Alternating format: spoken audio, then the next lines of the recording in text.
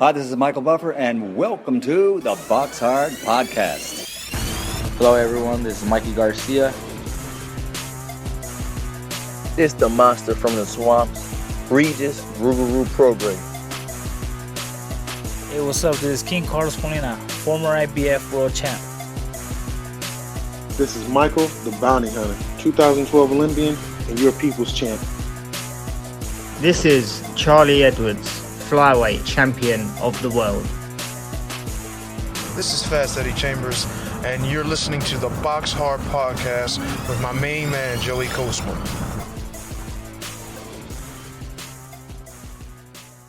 Hello everybody and welcome to episode 325 of the BoxHard Podcast. I'm your host Joey Coastman. I'm joined as ever by former heavyweight world title challenger himself, Mr. Fast Eddie Chambers. Eddie, how you doing, man? I'm good, my man. How about you? Always good when speaking with you, my friend. We are not going to be doing too much speaking, though, this week. Only one event to review, which we're going to do straight away. And then we're going to welcome our special guest this week. And then after that, I don't even think there's any news at this moment. So the outro pretty much will disclose any news if there is any. And there's nothing to preview either because there's no boxing this weekend. So let's just get straight into it then. The one card took place at the Seminole Hard Rock Hotel and Casino in Hollywood, Florida. It was on Fox pay-per-view. Starting with the undercard, Gerald Washington, former opponent of Eddie's, 20-5 now with a draw. A TKO loss in round 8 against Ali Demirezan, the guy that had lost his O previously to Efe Ajagba. He's now 15-1. Typical kind of Gerald Washington fight, really. Starts the fight, looking okay, on the jab, working everything, basic fundamentals. And then as the fight wears on, the conditioning comes into play, or doesn't come into play, whatever you want to call it, and the confidence just starts pretty much in front of your eyes evaporating. And, the experience of Demirezan came through. And, he scored the knockout. I think the corner threw the towel in. Incredible that Gerald Washington was actually up on 2 of the 3 scorecards at the time of the stoppage, but he just couldn't carry on. I've seen Gerald fight like that a few times. Jonathan Rice as well on the card, 15-6 with a draw. He was able to beat unanimously over 10 Michael Polite Coffee, so that is a serious spanner in the works there for Michael Polite Coffee. Once a very bright prospect, he was knocked out in the first fight and completely dominated here in the second fight. He's now 12-2. That's completely derailed his career. Also, heavyweight Frank Sanchez with a win, now 20-0, a unanimous decision over 10 rounds. Christian Hammer, the late replacement, stepped in, of course. Now has a record of 26-9. He was down in the 10th and final round. He lost every single round, but I think a lot of people are kind of getting a little bit frustrated with Sanchez. He didn't put his foot on he didn't put his foot on the gas when he perhaps could have. You've got to take into account how old he could be, which is the same kind of situation for our main event, which we'll get to in a moment. But yeah, to think that Christian Hammer, his last fight, he completely quit against Hughie Fury, who no one's really banging the drum for, unfortunately, Still a young enough guy to make some noise in the division and all that. But Frank Sanchez, who some people are really high on, I've never understood why, to be honest with you. And he just cruises to a points win. I know that you've got something to say about that fight, Eddie, but just briefly, I'll just come to you at the end. I just want to talk about the main event here. Luis Ortiz now 33-2. A very, very interesting performance, completely behind on all the scorecards at the point of the stoppage. A 6th round TKO against former world champion Charles Martin, now 28-3 with a draw. Ortiz, of course, down in the first round and in the 4th round, and then Prince Charles Martin down twice in round 6. I don't claim to be a boxing expert, but I was watching that fight, and let me finish that sentence. I don't claim to be a boxing expert, but I get a lot of things right, and I don't always kind of tweet them or whatever. But I had to tweet this one. I'm watching the fight. Obviously, Ortiz, it looked like his punch resistance was gone all of a sudden. Charles Martin performed really well. Now, I have always thought Charles Martin is actually better than 99% of people think he is. I'm not sure why people think he's so bad. I think people just look at how Joshua got him out of there and they think he's absolutely useless. He's never been useless. He's always been quite good. And I tweeted right after the stoppage, I think in summary of what I've seen tonight, Prince Charles Martin is better and always has been better than a lot of people gave him credit for. However, Luis Ortiz, I was just about to put money on the knockout for Luis Ortiz about 30 seconds before Prince Charles Martin was ever in any real danger. I saw it coming. Not many people did. I saw it coming. I really felt that Charles Martin was just beginning to unravel a little bit. I think Luis Ortiz's experience was coming on. He seemed to be hitting, Prince Charles Martin a lot more. He was setting traps. They were working. We got to remember he's a very, very deeply skilled. He's got that pedigree, the Cuban. But yeah, that was just my views on it. I could see the stoppage coming before it came, and I didn't place that bet. But yeah, unbelievable comeback. His children were ringside crying their eyes out. It was quite difficult to watch that. I hope that, they're not there next time when he fights, because they were upset, and rightly so. It was a terrible start to the fight for Ortiz, but he did come through in the end. And the initial shot that hurt Prince Charles, he had no idea where he was. It reminded me a little bit of Price Povetkin or Harper against Baumgardner. Completely didn't know where he was for a while, and shock him really, because up to that point he boxed brilliantly, and it all slipped away in a second. That's my view really on the entire card, Eddie. So if you want to go back and look at any of those other fights and say a word on them or whatever, or just talk straight about the main event, take it away, my friend. Okay, well, as far as the Gerald Washington, I really didn't see, or the Michael Blight Coffee, so I really can't weigh too much on it. But I just, I watched Gerald, and, some of the fights that he's been in, including the heavyweight title shot that he had, he just unraveled so quickly because of I think there's a lack of experience and understanding of conditioning. I think maybe things that he does in camp might not be there. His understanding of how to deal with punches too, and the pressure of boxing and being, it being so focused on you. Sometimes for guys who are new to the game, it kind of swallows them up a little bit, once you get to a certain level. So, I'm not sure about that. As far as Michael Coffey, man, that's just so unfortunate. He just ran into a guy that has his number. You know what I mean? It's just one of those things. Like, I don't think Michael Coffey was that bad a fighter. I think he was actually not bad. I watched him fight Darmani Rock and how he just dismantled him. I was like, man, he might be something.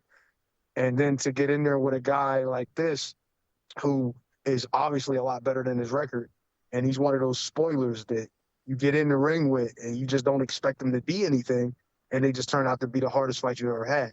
And it just turned out that this has been his undoing. It's unfortunate, man, for him. As far as Frank Sanchez, man, they used to say how frustrating it was to watch me fight guys. But one thing about me is I never ran from anyone, metaphorically or in the ring physically. I stay right there. I'll move just enough. I'll do what it takes, but I'm in there to fight and land punches. And I make guys miss, but I make them miss traditionally right in front of you. This guy I feel like he has a lot of talent, and some of the things that he does, he has a good background and he understands range, but he just uses it way too much. He's moving, in my opinion, and wasting opportunities more than even like Arislandi Lara, and Lara will move around the ring like crazy. But this guy, is a heavyweight, and there's the heavyweight punch count is not high. So, you know what I mean? It's already like, you know what I mean? And he's got a guy in front of him that's just there to be hit. And, I'm not saying for him to go and just unload everything on him and waste punches, but you have to do something. And people say, oh, how boring and I'm all this and that. And it's like, bro, like I look at this guy and it just, if I was bad, then they need to really be upset with this one. He's not a bad fighter at all. It's just that I think he takes too much time in between combinations, in between opportunities. I think there's things there for him. He just doesn't act on it quick enough. And, he's fast, physically and sharp, but his motor's not. I think his motor needs to be revved a little more. That's the only thing that's going to really make him watchable, because if pretty soon he'll be able to beat guys and get to a certain level because of how good he is at range. And, he's already about 6'3", 6'4", so he's not a small guy like me, so he doesn't really have to always get to the guy necessarily. But in order for him to be like the elite of the elite, he's gonna have to take more chances. You know what I mean? Or at least be in range to. And with the whole Charles Martin thing, Joe, it's crazy that you said what you said, because I saw it coming too. I saw it coming from round one, to be honest. And I'm not just like a front runner. I'm that. But 100% I saw it coming.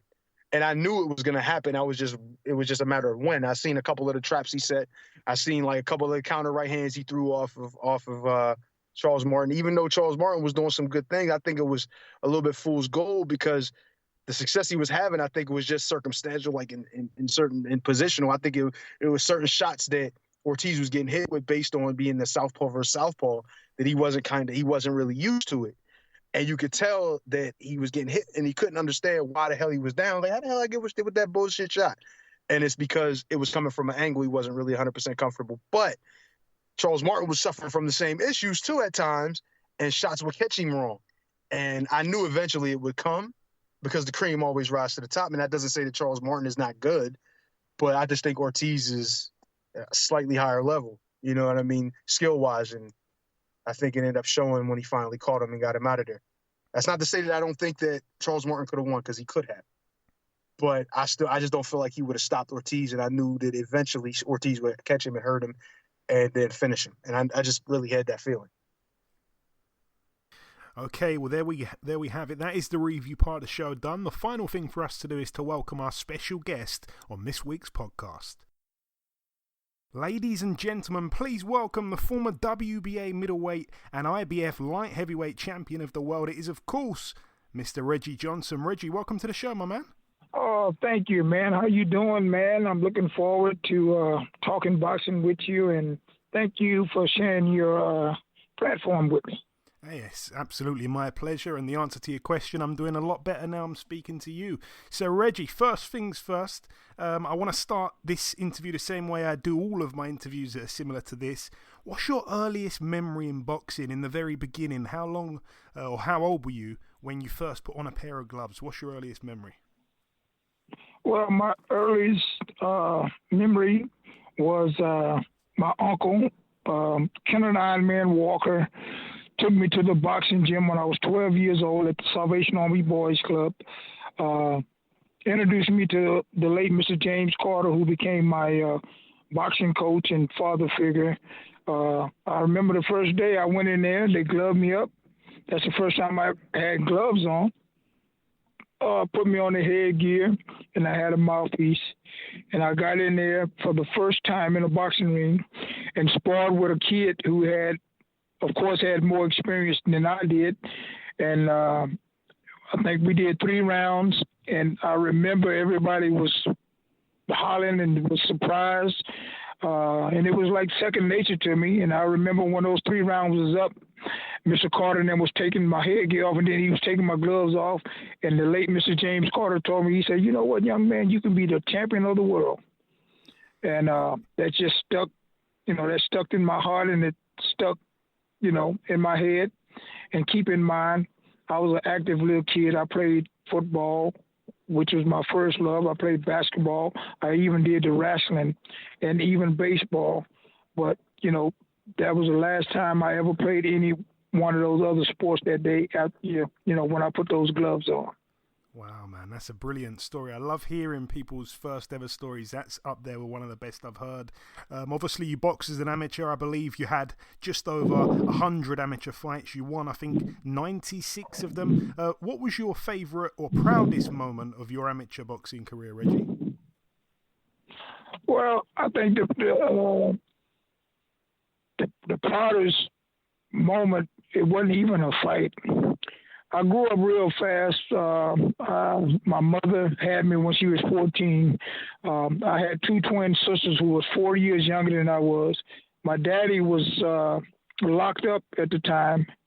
I had a job at 14. I was working at a Kroger's, which is a grocery store here, a large grocery store, a noted grocery store here in America. And I was working there, and the president, the head manager, was in touch and had a relationship with my mom and the late Mr. James Carter.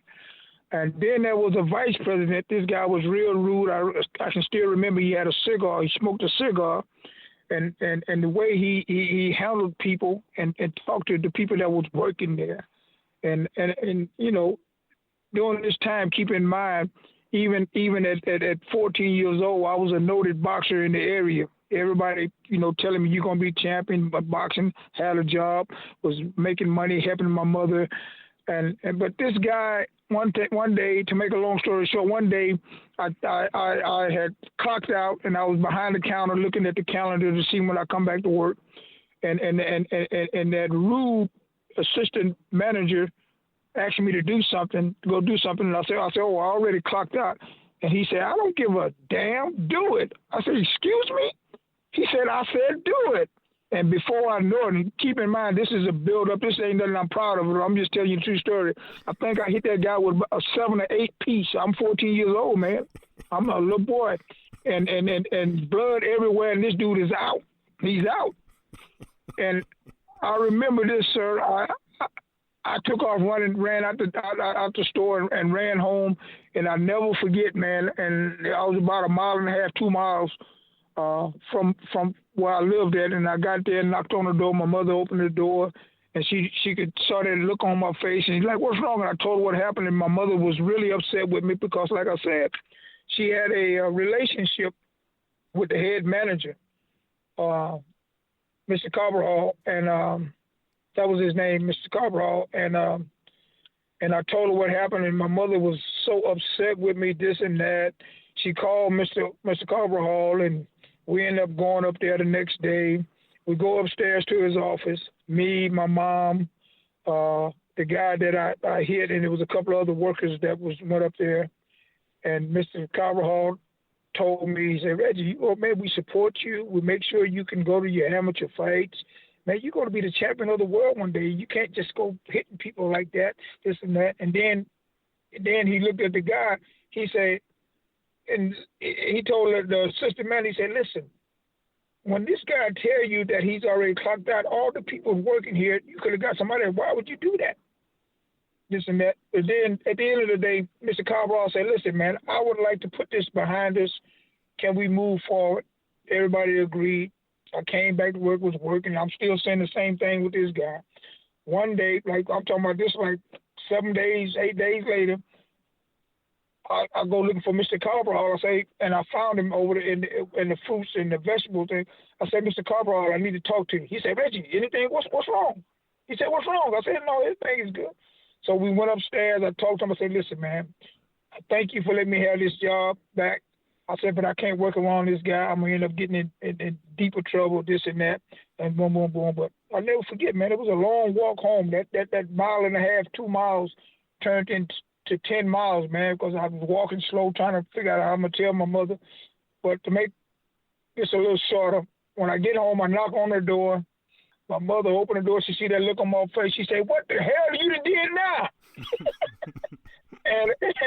And I said, Mother, Mama, I didn't do nothing. I said, I had to quit that job. I can't be around that guy, this and that, this and that.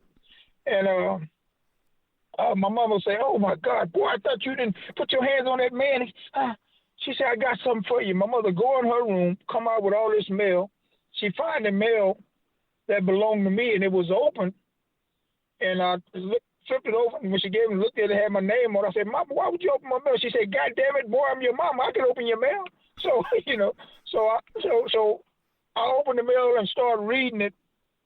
And it was the invitation to the USA boxing team on my first tour, Sweden, Germany, Denmark, and Japan.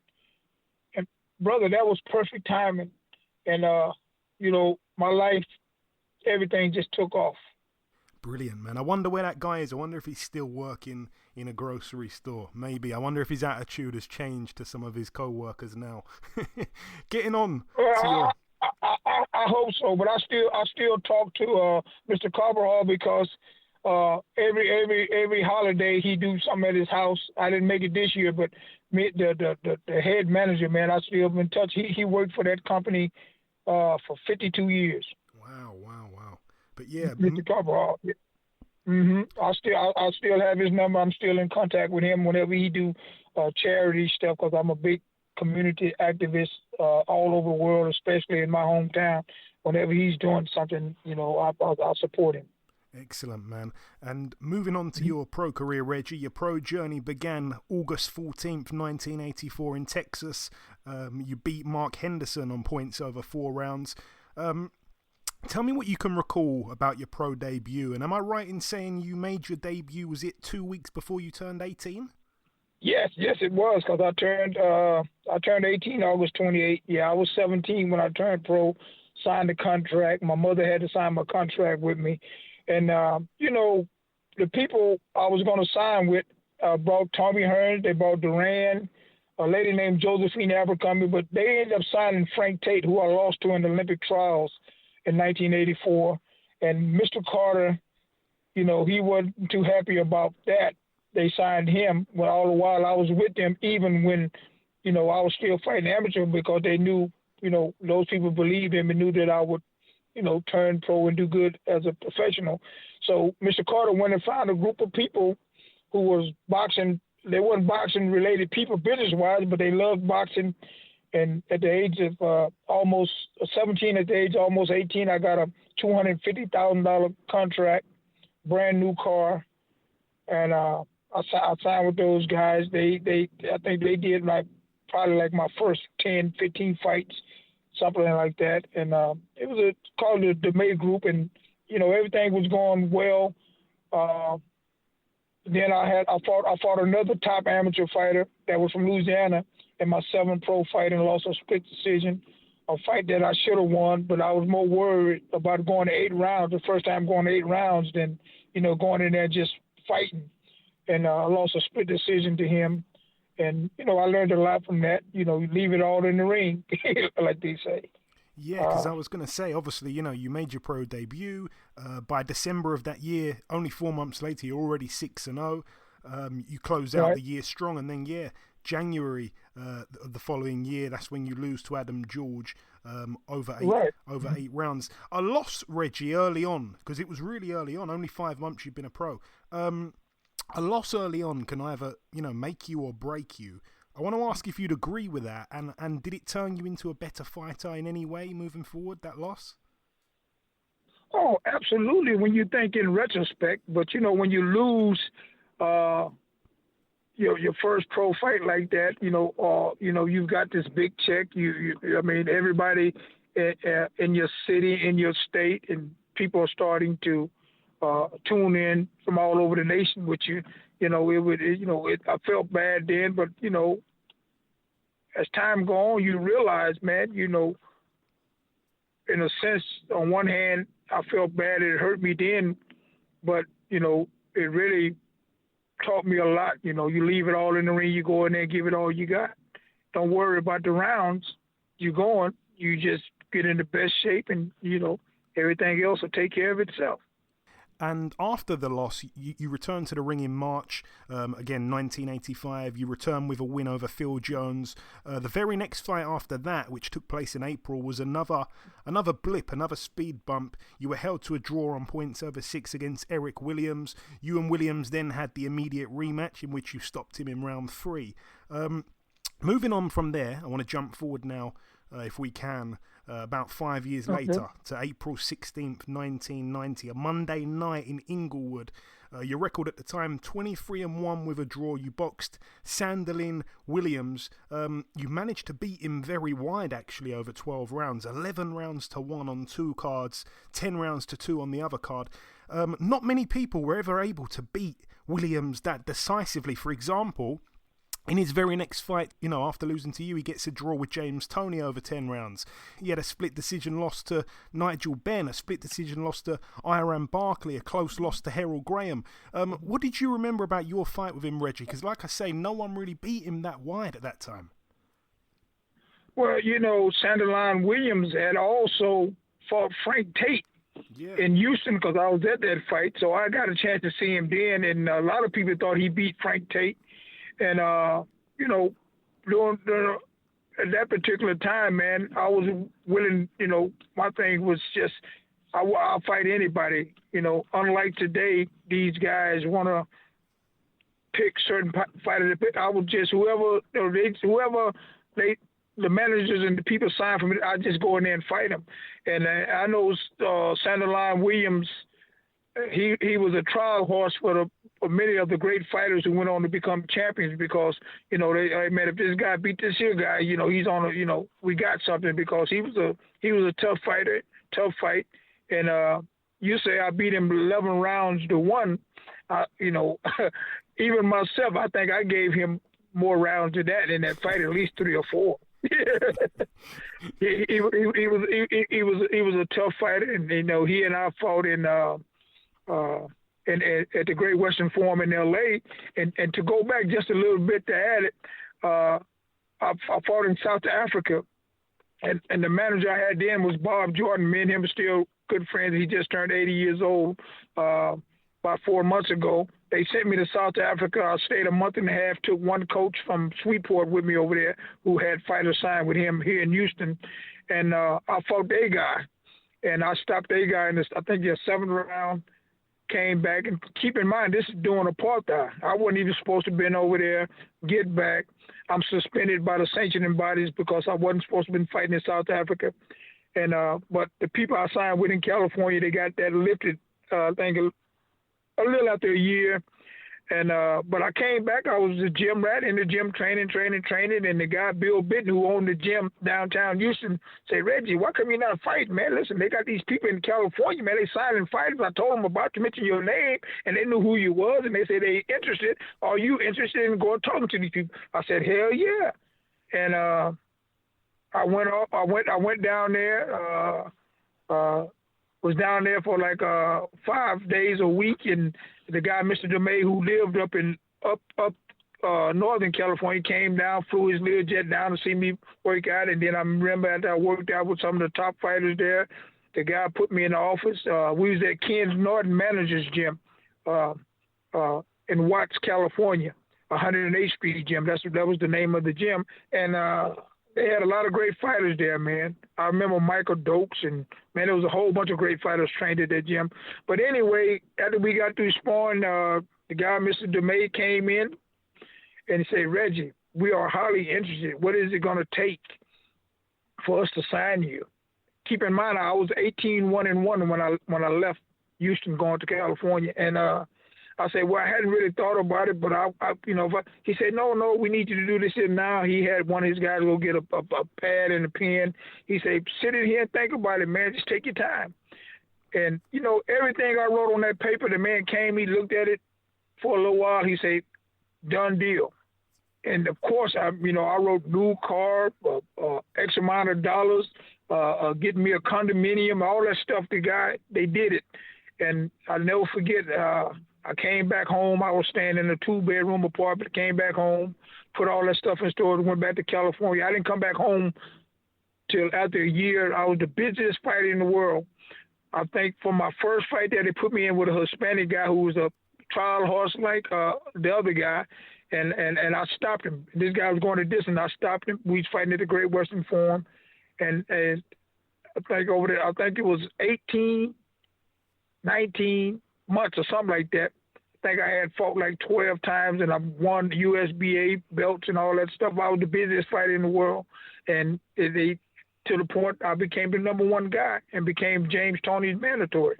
Yeah, and that brings us in nicely to my next question. Obviously, Saturday, June 29th, 1991, the Hilton Hotel in Las Vegas, you challenge for the IBF middleweight world title against the then champion, the undefeated 26-0 with a draw, James Toney.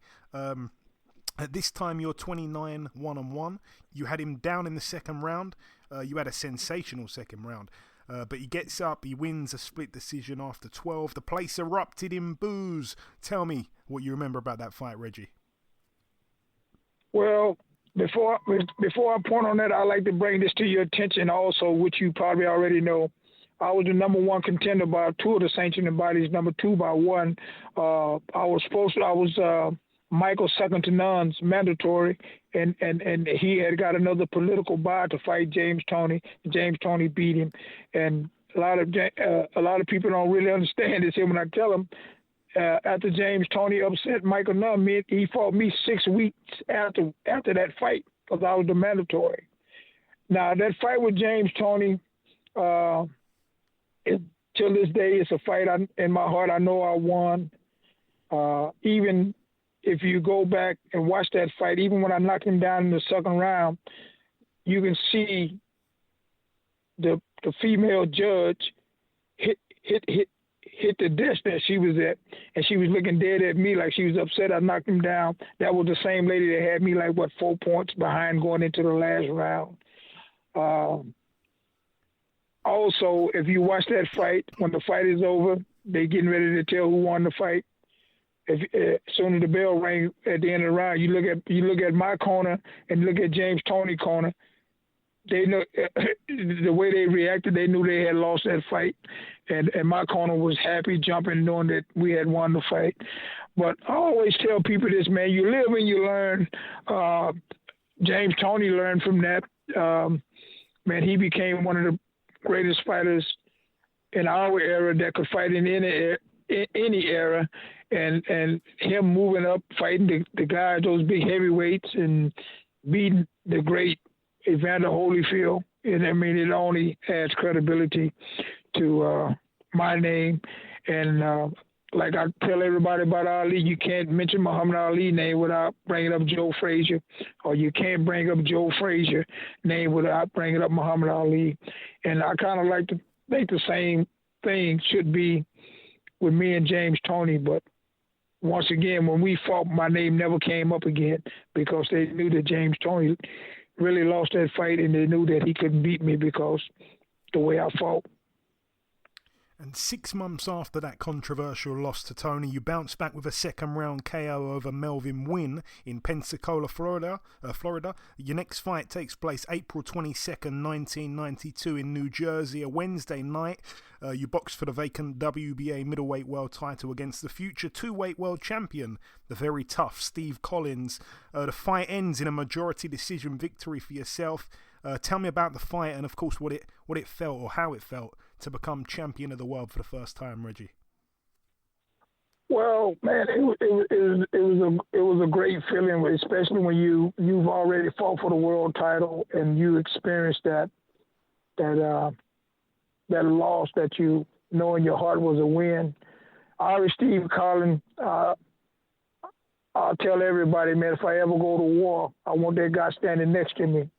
He was a warrior, and like you just educated people on, he went on to win 2 world titles himself after you lost to him. And keep in mind, my fight with Toney happened. I had lost in my first try. He lost to Mike McCallum. So he and I both was getting a second chance. And, he got a third chance and went on to win 2 more, 2 world titles himself.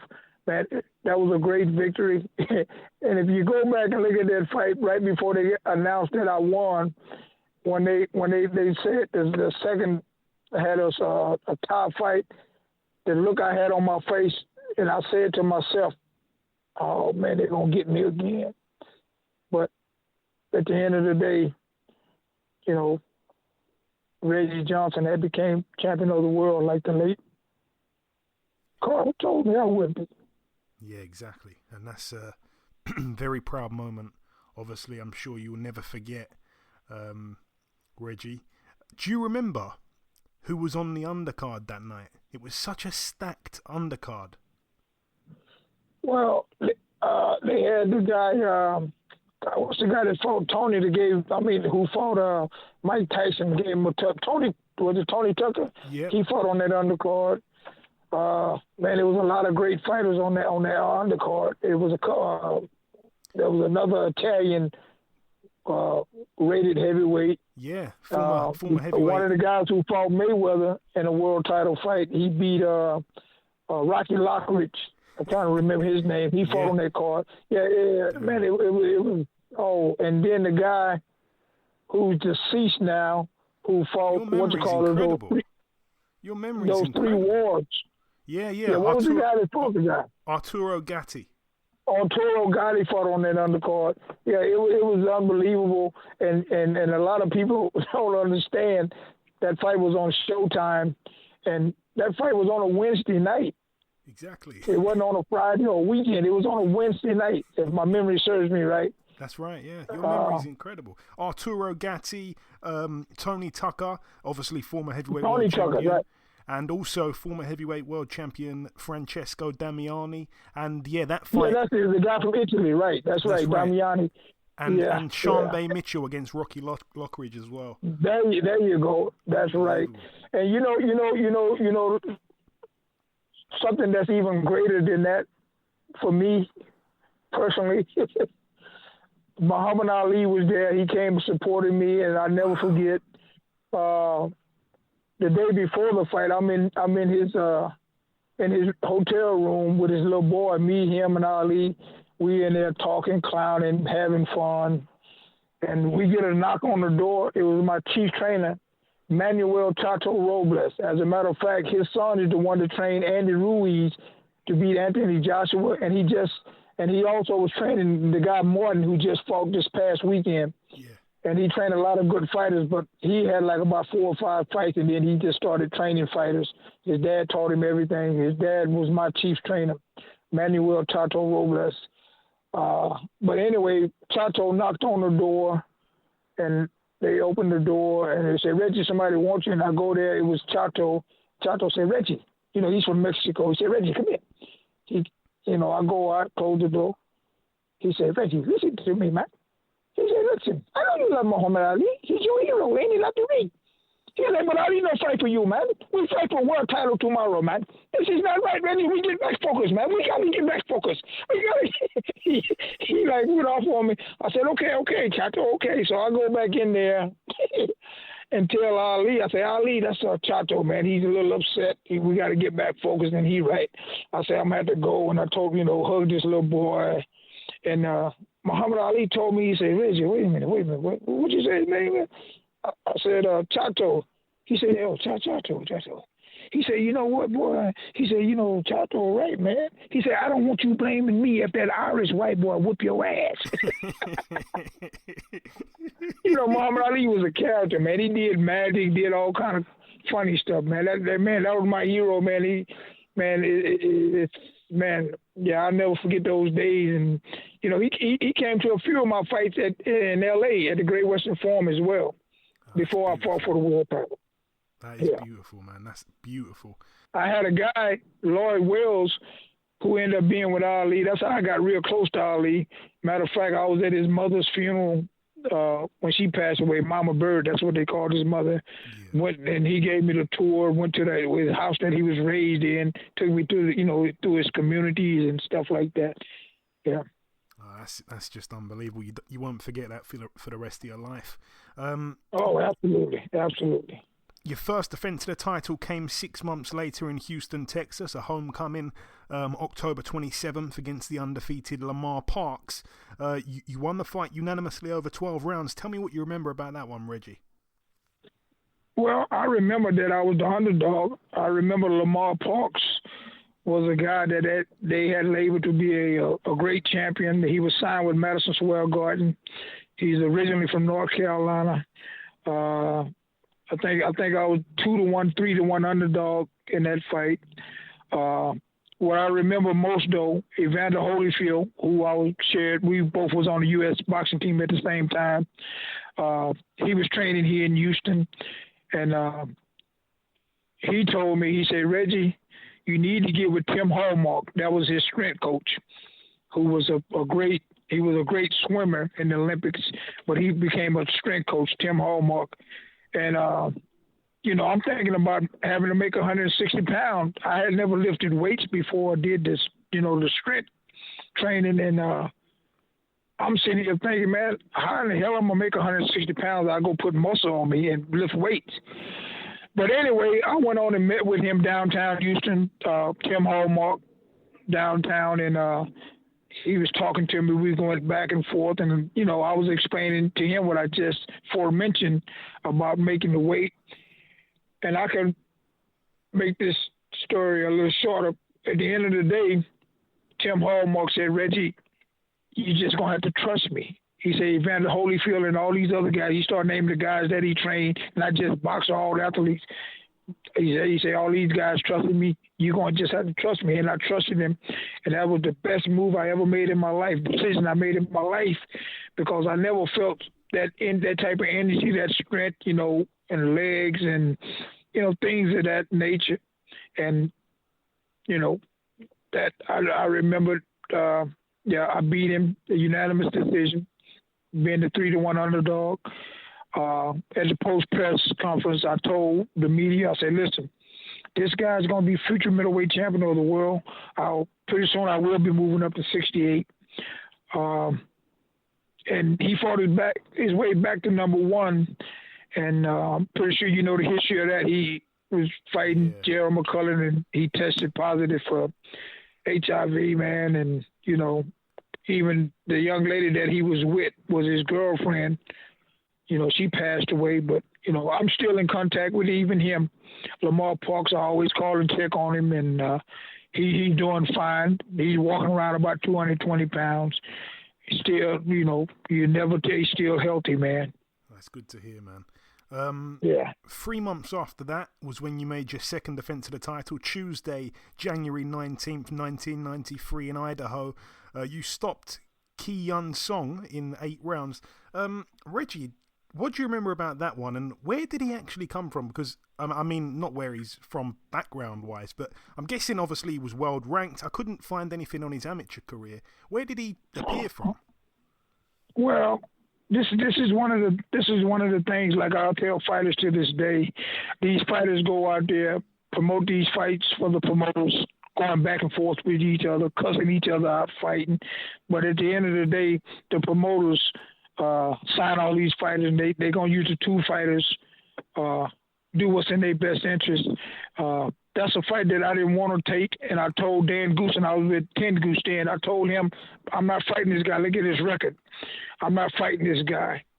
And the reason why I fought the guy, he came to me weeks later after this happened and told me, I met with him, he said, listen, Reggie, this is what we got at the table. You got to fight this guy.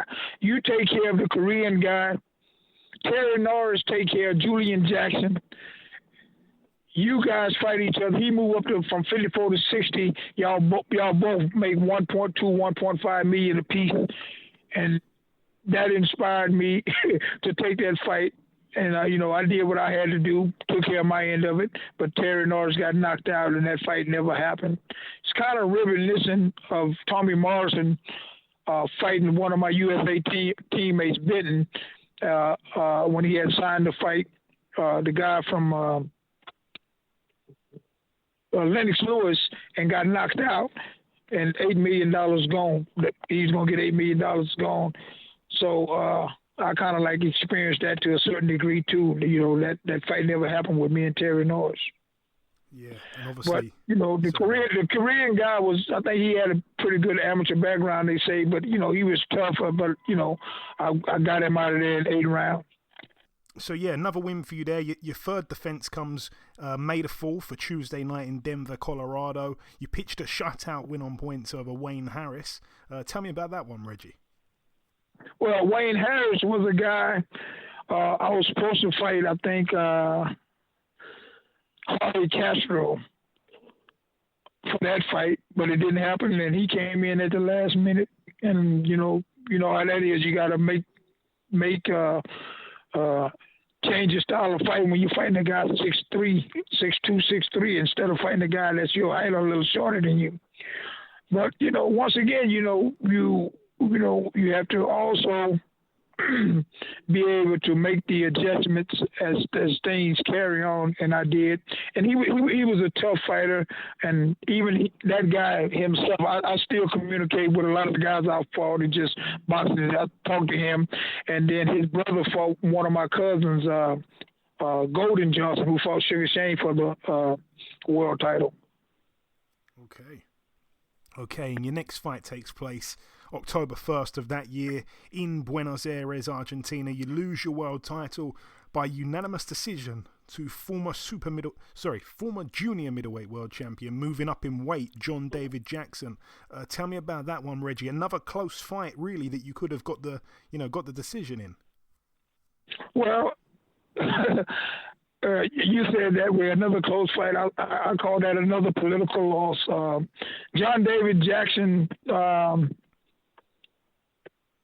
pretty much took that fight with me and was pretty much told if he go to 12 rounds with me, he would definitely get the decision because he would go back and fight Jorge Castro from Argentina.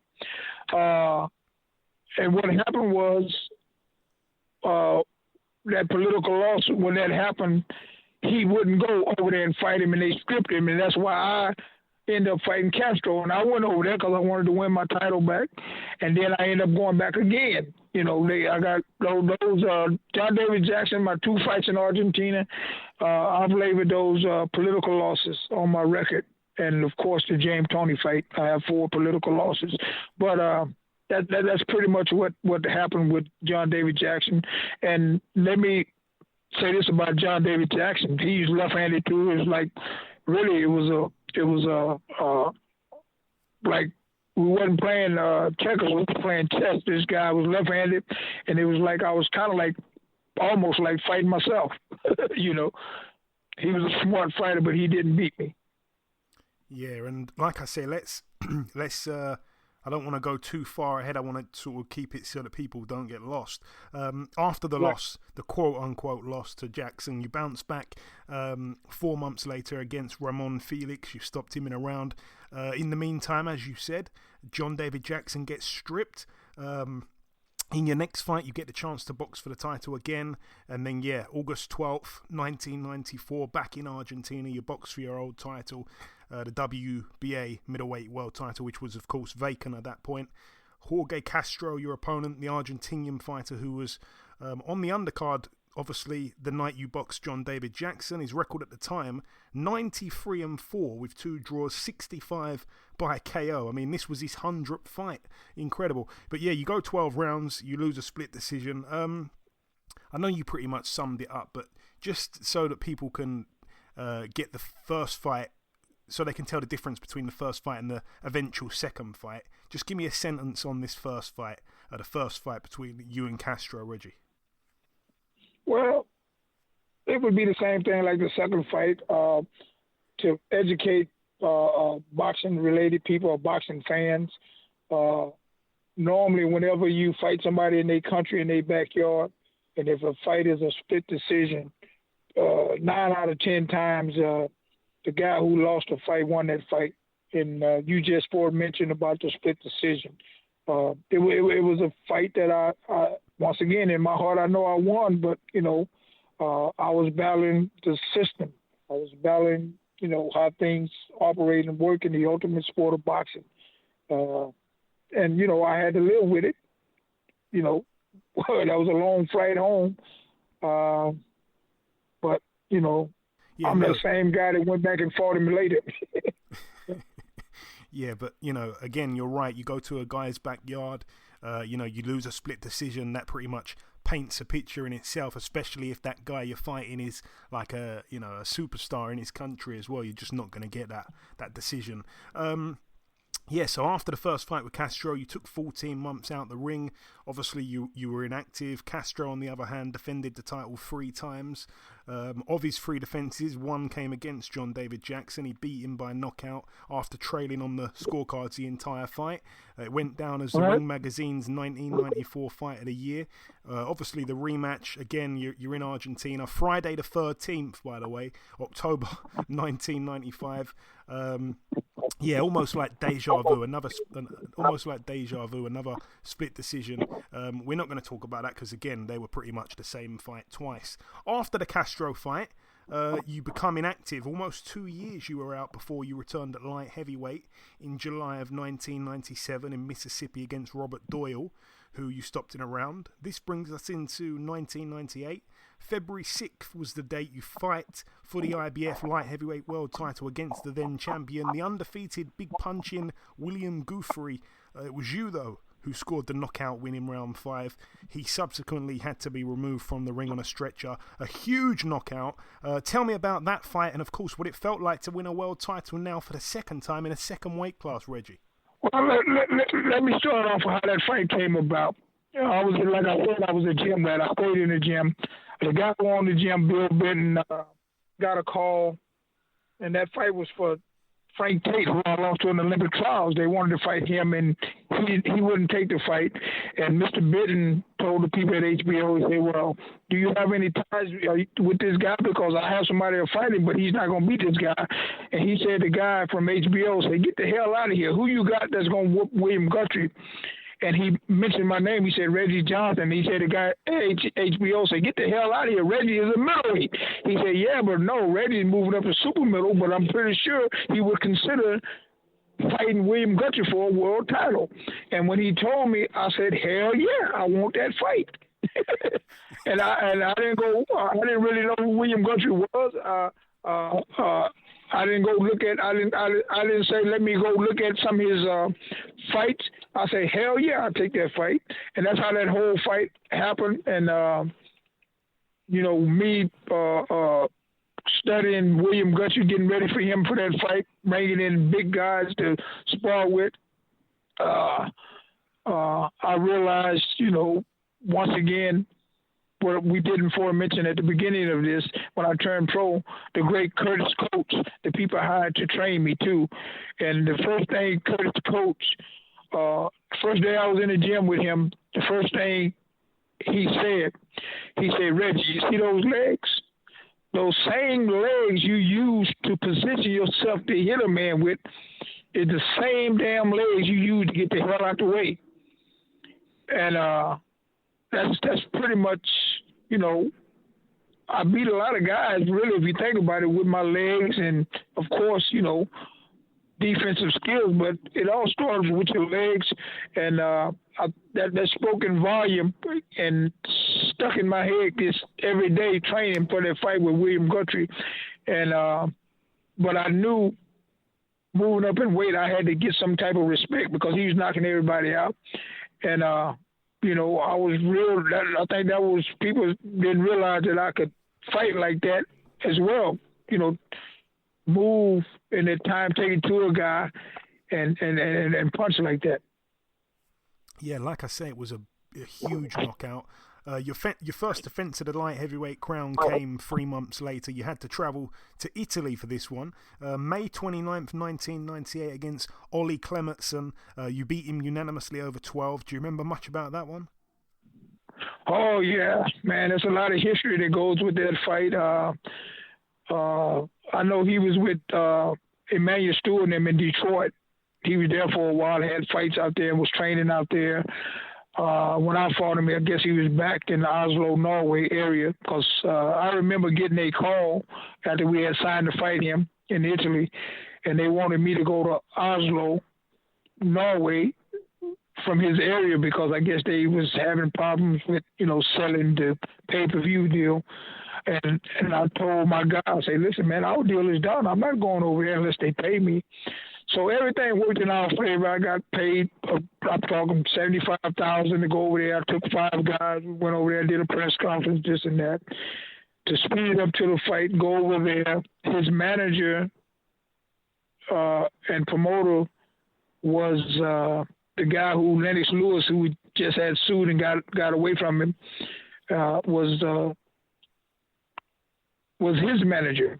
And when we got there, I remember the nice hotel on the water in Italy, beautiful. They say, Reggie, this is where you stand, but they wanted to put all the rest of my people in a different hotel. And I'm like, hell no, my people sleep where I sleep. And me and the promoter got into it right off the thing, man. It was nasty. but he ended up getting it right.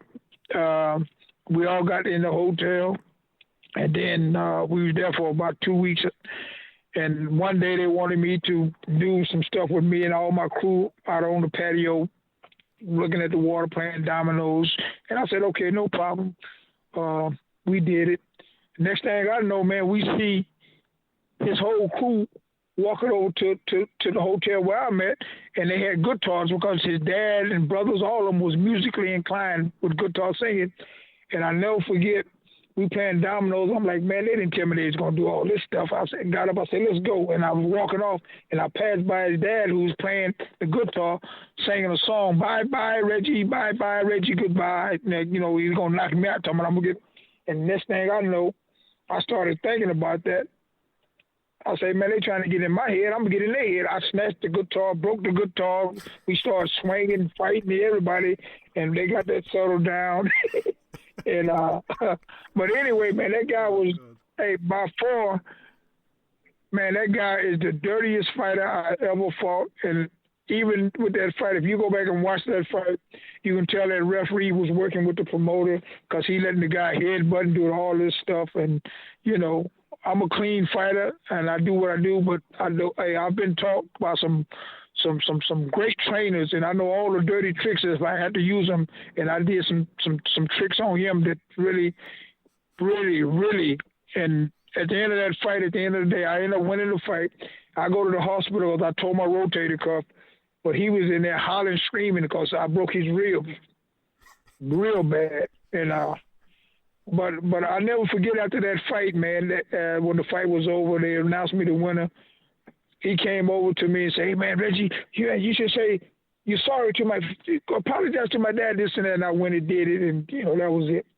And even him, I still communicate with him and his brother. His dad is deceased now. Yeah, his dad is deceased now. Okay, rest in peace. Yes. Obviously you broke his guitar. Your second defense of the title, 9 months later, February 27th, 1999 in Miami, Florida. On this occasion, you boxed Philadelphia's Will Taylor. You also beat him unanimously over 12. Tell me about that one, Reggie. Well, that Will Taylor fight was a great fight, and you know, he had a noted trainer in his corner. So, I'm trying to remember the fighter's name, but just knowing that, I knew that this guy, and then looking at his record, it was going to be a tough fight. But, you know, we went in and just, you know, made the adjustment and did what we trained to do after watching his films, and, you know, it was a tough fight. I think, you know, it was a unanimous decision. Yeah, the late Will Taylor obviously passed away. Yes. Another guy who's deceased. Yeah. As a matter of fact, I'll mention it later. Go ahead. I'm sorry. No, it's okay.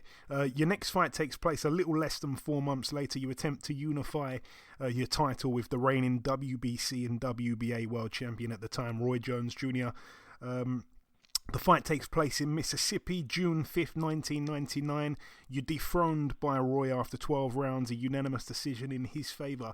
Tell me about that fight and what it was like to mix it, obviously, with recent Hall of Fame inductee Roy Jones. And also, just before you get onto that, Roy Jones told me a story that he'd sparred with you, I think he said in 1991 maybe, and I think he only did 1 round of sparring and jumped out the ring. And he ended the spar because he said that God had told him not to teach you any ways on how to beat him, because he felt that one day he'd be fighting you for a world title, and it wasn't a good idea to spar with you. Years later, when you do eventually get the fight with Roy and he wins, he puts the win down to cutting short that sparring session. Is that true? Do you remember any of that? Oh, absolutely, it's true. As a matter of fact, I was there with Murad Muhammad 3M Promotions. He was down there. I guess he was trying to get Roy in because eventually he ended up getting with Roy.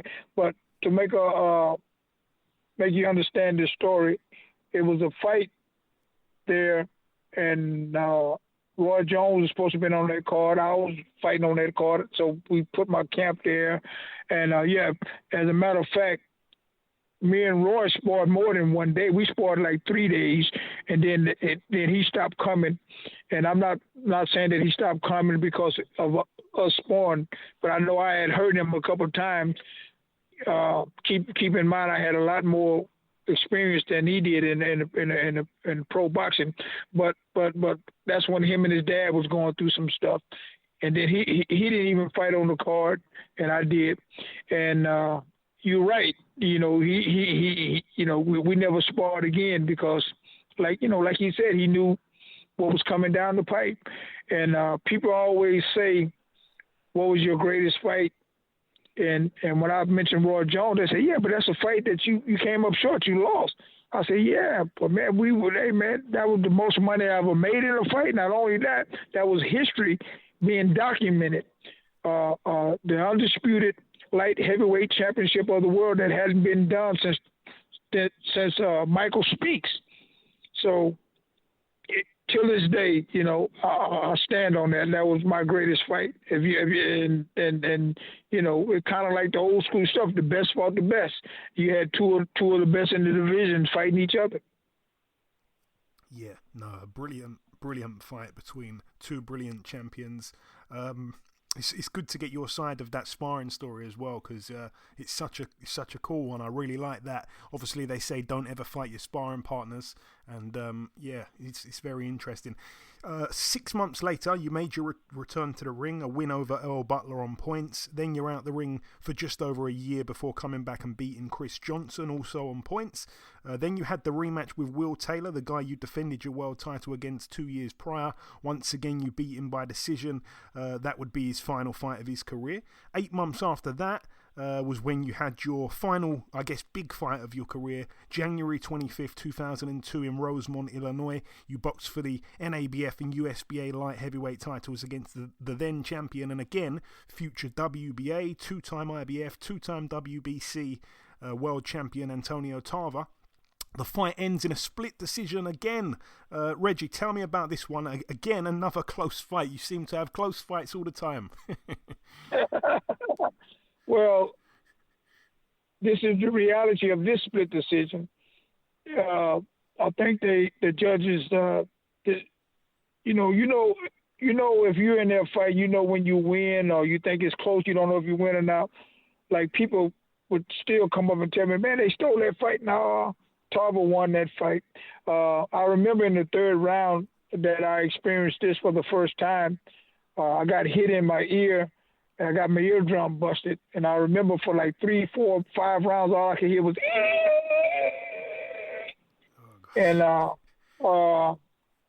had to change my whole style of fighting because I also was educated that the equilibrium, taste buds, eardrums, all that stuff is tied in together. For a while, I couldn't. When I eat, I couldn't taste my food. I ended up having a slight, you know, day out surgery on my ear. And Antonio Tarver won that fight. And once again, when you have fights like that, win, lose, or draw, you learn. And in time, those fights kind of like add credibility to your resume and to your record, because at the end of the day, look what Antonio Tarver did to the great Roy Jones. And just knowing that I was fighting guys on that, you know, on that level, it speaks in volume. It certainly does. And obviously after that fight, you decided to retire. You did, of course, come back, though, and have 2 more fights. One took place 3.5 years later, August 2005, a 9th round KO win over Fred Moore. Then your final fight took place 2.5 years after that, February 2008, a split decision win over 12 against former WBO light heavyweight world champion Julio Cesar Gonzalez, leaving behind, of course, a record of 44-7. With 1 draw, of course. Now, following your boxing career, Reggie, you know, tell me what you can tell me about this. Obviously, for the listeners, I want to bring them up to speed and correct me if anything here is wrong. The month after your final fight, you get charged in Texas for theft of a reported sum of $120,000. It was in the wake of Hurricane Katrina and Hurricane Rita. The Red Cross, a charity, had apparently given apparently had given you this amount of money to put on a series of boxing camps for children to help the youth in the community following those tragic hurricanes. Again, reportedly, these boxing camps never took place, and subsequently you're convicted in 2010, sentenced to 12 years in jail. However, you're released just over 2 years later due to good behaviour. You've always, of course, maintained your innocence regarding these very serious allegations. What can you tell us about that situation, Reggie? Because, just what can you tell us about that? It seems crazy. Well, I can tell you a lot about that. Till this day, just like the James Toney fight, my heart, I know I won that fight. Until this day, I take a stand, and you just mentioned it. I was an innocent man. I did 3 years, 6 months, and 3 days as an innocent man. When I went to trial, I had some paid attorneys. Then I had some court-appointed attorneys. Neither one of them, out of those 4 attorneys, neither one of them would show the check that they gave me. The key thing is this camp was a summer camp. So I don't know what it is in your country, but the summer is normally over in like the 10th or something like that, September, early September, like the first 10 days of September. Yeah. September. And the check that they gave me, $121,000 and some change check, they gave it to me October 19th. And what I want to do, I'm gonna send you a copy of that check just so you could just have it and look at it and see. But now one of those attorneys, they didn't want to. If they would have showed the jury that check, and then that's another thing. When we did the research on it, I wasn't the only one who was doing camps. They had a whole bunch of different people. They had some police officers did stuff. They lost their jobs. It was crazy. But even that stuff, being talked about in my book, being brought back up, because that's something that I'm still standing on, and all that stuff will come back up. Because obviously, it's serious. Obviously, it's a lot of money. The picture that was painted is that this money's kind of stolen from an underprivileged children charity. Right after a crisis. So, just in a nutshell, Reggie, you received the money and spent it on the camps, or what? Just in a real nutshell. No. When I first met with those people downtown Houston that they deal, I told them I was getting ready to fight Glenn Johnson. That's when I ended up fighting Julio Gonzalez, who beat Glenn Johnson, because the fight got pushed back. Glenn Johnson fought the other champion, and I said, you know what I'm gonna do? I'm gonna call the guy who beat him, Julio Gonzalez, who I knew from California anyway, because he used to, when he had about 12, 14 fights, he used to spar with me when I lived out there. So that's how that fight came up. So the fight was pushed back. So, of course, and they told me that we can do it the following Sunday if it didn't work, because I had a fight coming up. And all that stuff is documented, too, because we had press conferences and all that stuff in the state of Louisiana where the fight was going to take place, and where the fight eventually did take place with Julio Gonzalez. And Reggie, what was prison like for you, an ex-world champion winding up in jail? Did anyone try to test you out, try to provoke you, try to fight you? Well, I was in there 3 years, 6 months, and 3 days. I did have 4 altercations in there. But, a lot of people, of course, they're going to recognize you. That's the champion, Reggie. And then, the police officers know, the people that's working your cages, a lot of people know. But hey man, I'm a community activist the world over. Wherever I go, wherever I'm at, I like helping people. And me and another Muslim guy was in a tank one time. 2 guys came in there, want to fight people, take their commissary with me, their food and all that stuff. And he got one of them, and I got one of them. And we controlled those guys. And one day I'm laying on my bunk in prison, It was on a Sunday because they had the NFL football games on, and I hear all these guys hollering this and that, and I jump up. I'm like, what's going on? The lady who's working the had turned the TV off because one of the guys that was in his room, the bad guy that was in his room that we had, they were doing good stuff, man. He went in there, was cussing the lady out, talking to her. And this lady, man, had to be like about 55, 60-something years old. I mean, man, that lady got grandkids, and I go and I say, hey, man, you can't talk to this lady. That's somebody's mother, boom, boom, boom, boom, boom. And then the dude walk off. He say, listen to me, champ.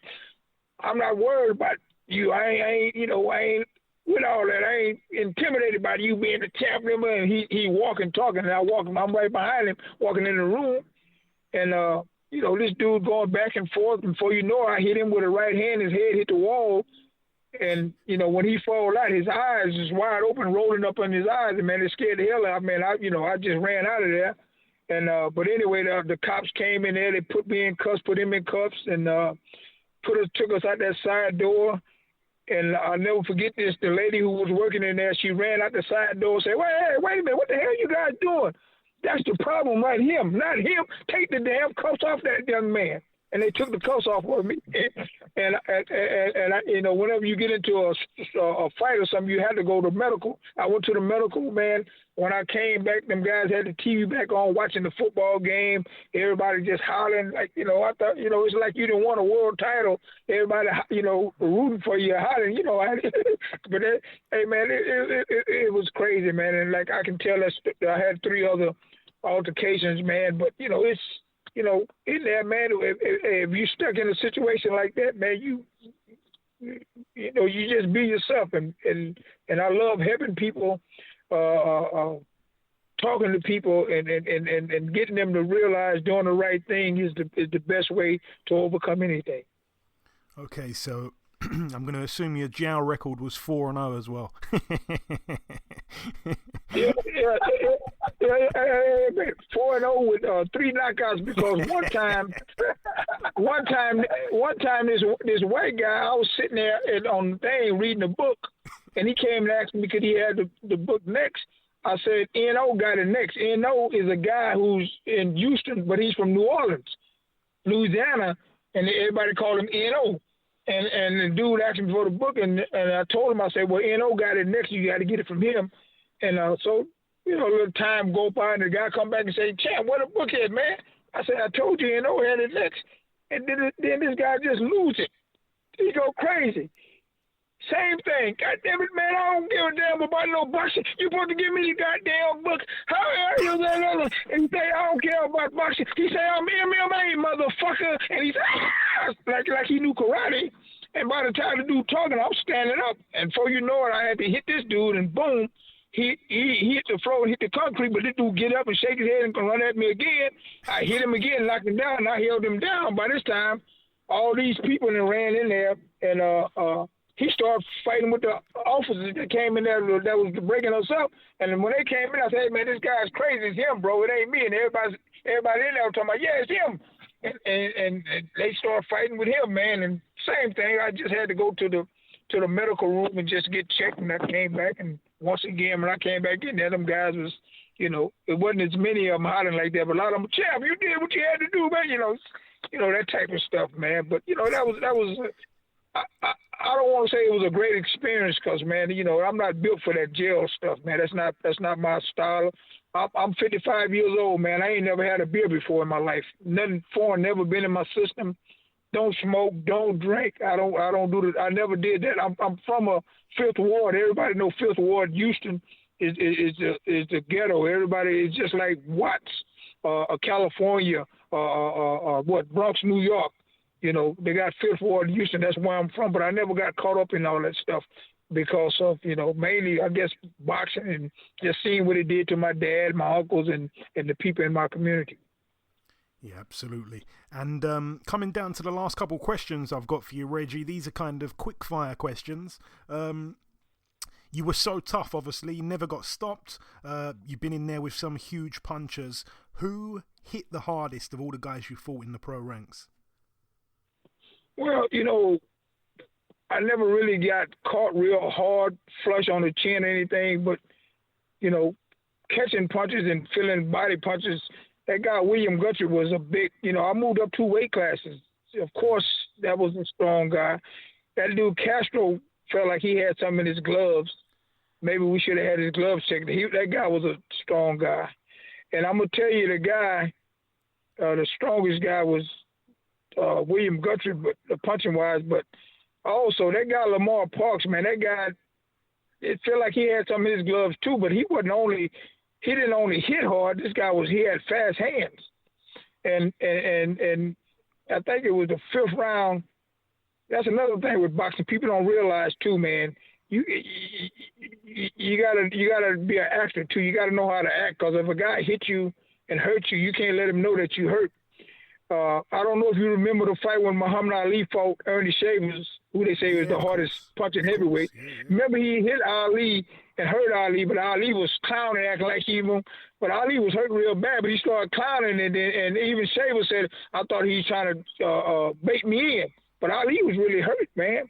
So you got to be smart like that. But I know when Lamar Parks hit me with a body shot one time, man, I had to play it off, and till this day, I don't even think he realized or know how bad I was hurt. Okay, and William Guthrie was the hardest puncher, man. He's a strong guy. Yeah, for sure.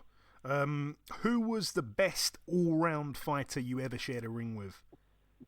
I think that's a question you can ask. You already know the answer to. I don't know. I would say it's tied between James Toney and Roy. Well, of course, Roy Jones. But if you go back and watch the James Toney fight, I fought on my terms. James Toney. I'm not saying it was an easy fight, but the way I fought him, man, I felt his power. But that was a fight that he lost. But man, Roy Jones. Yeah. Favorite win of your career, Reggie? Which one stands out as the most, I guess, important, significant? I think, man, coming back and moving up 2 weight classes. Then when you put in the history of finding out that you were the 8th guy that won the middleweight and moved up 2 weight classes and went to light heavyweight, and being a 7-1 underdog, that William Guthrie fight was, is like those fights that they took from me that, I kind of I didn't get the fights back, but it's like, I showed that I took a stand and I didn't give up, and I came back and did something bigger than what they took from me. And I want to ask you as well, Reggie, is there anyone you wish you'd have had the chance to fight, but for whatever reason the fight never took place? I'm guessing there's a few guys. Oh, yeah, absolutely, man. I definitely wanted. I didn't really want to fight Frank Tate because Frank Tate won the title. He had lost, and he wasn't really in boxing. But I wanted to fight the real fighters like Glenn Johnson, who knocked out Roy Jones. I wanted to fight him. Who else, man? It's quite a few fighters. Bernard Hopkins. He and I were supposed to fight at middleweight. That came up. We were supposed to fight at light heavyweight. That fight never happened. So it would definitely be them 2 right there. And of course, a rematch with James Toney.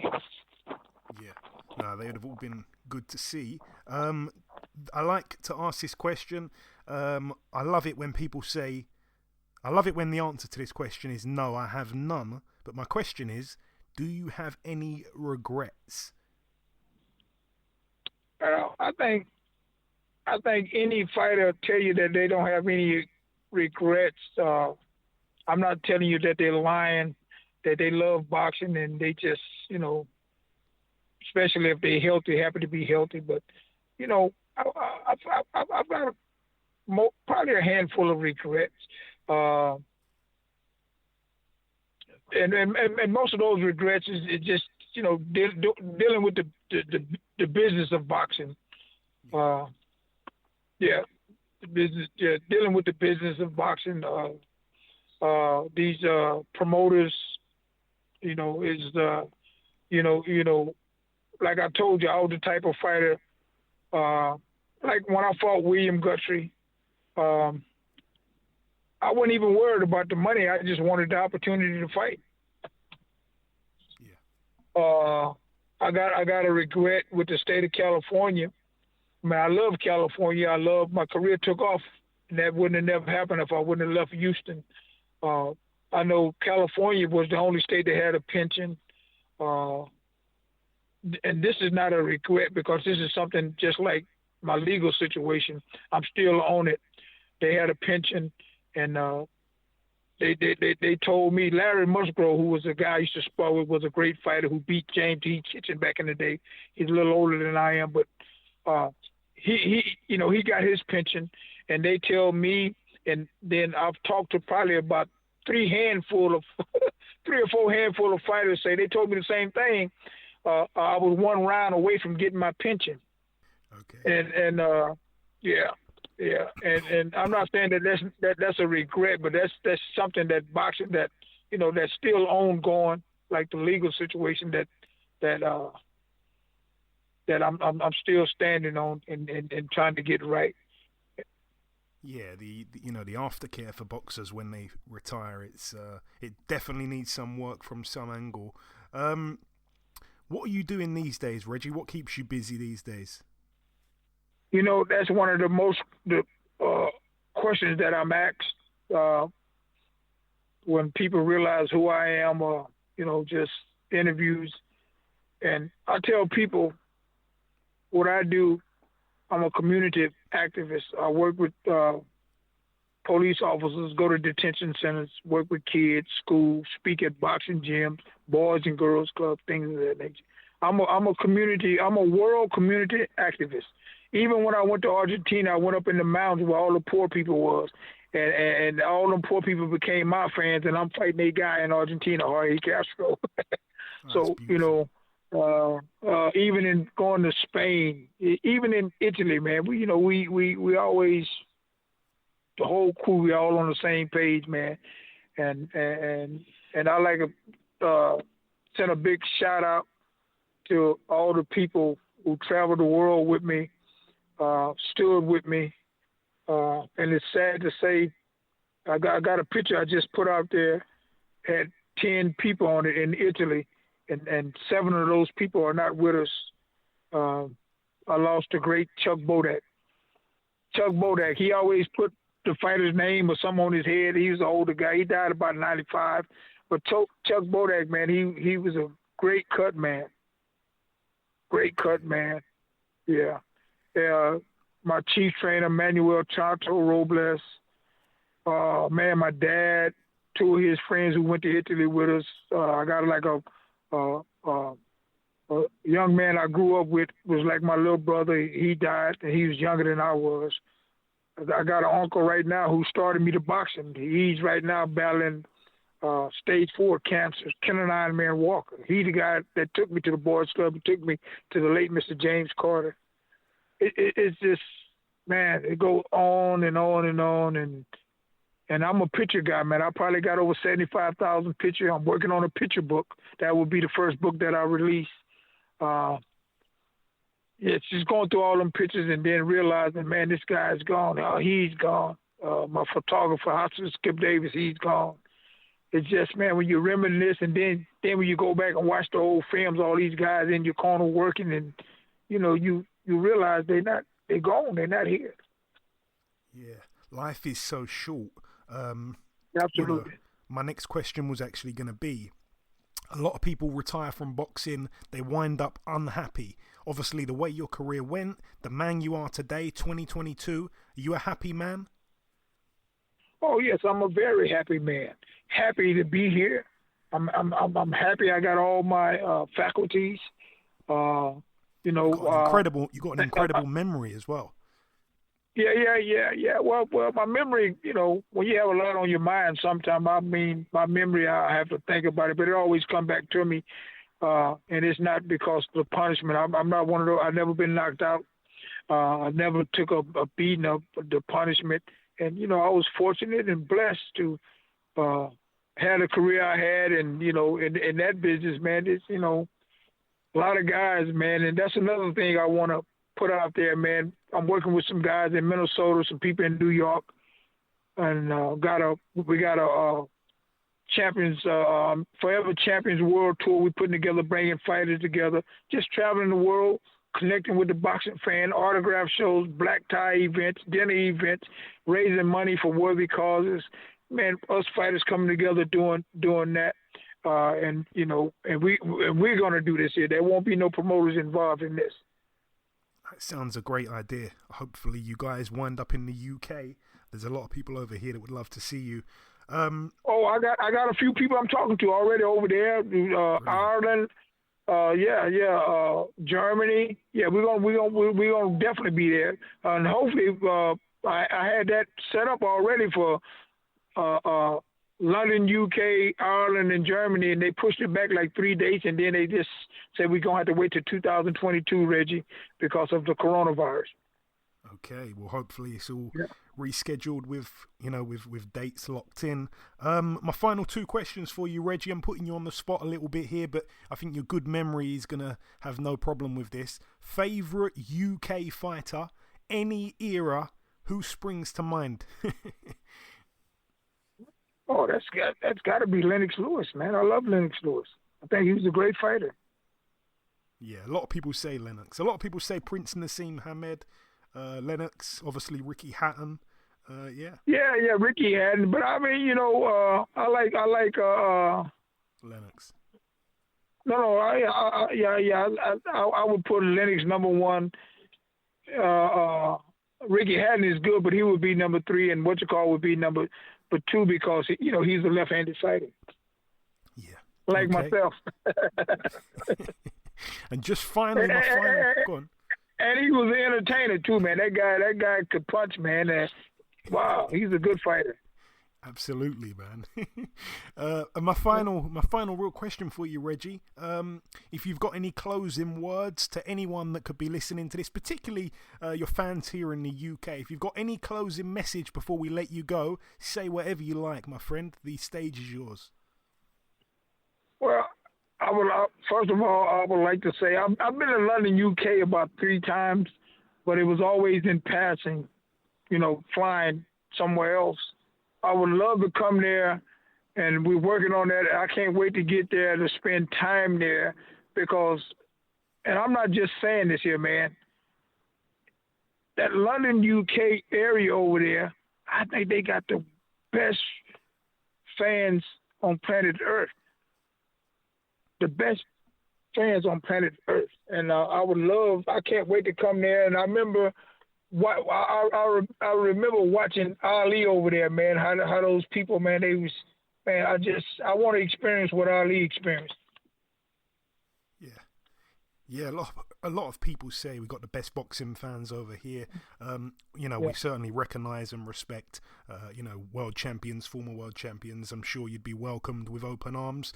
Listen, Reggie, it's been a real pleasure speaking with you, my friend. Thank you so much for walking down memory lane with me. Thank you for your time, and I want to wish you as well a happy New Year 2022. Oh, likewise, brother, and thank you for sharing your platform with us, man, and this is great. Make sure you send me a copy of this because I document and keep all stuff like this. And man, I'm really looking forward coming, spending time there, just communicating, doing charity stuff, and really, man, hanging out with the boxing fans, man. Okay, and this wraps up episode 325 of the BoxHard Podcast. I've been your host, Joey Coastman. Eddie Chambers has been with me for the duration of the show. A huge thank you to our special guest this week, the former WBA middleweight and IBF light heavyweight world champion Reggie Johnson. The biggest thanks of all, though, goes out to you, the listeners. Thanks once again for tuning in this week. And that's about everything from myself. Enjoy your weekends, people. Stay safe, and we shall see you all again next week.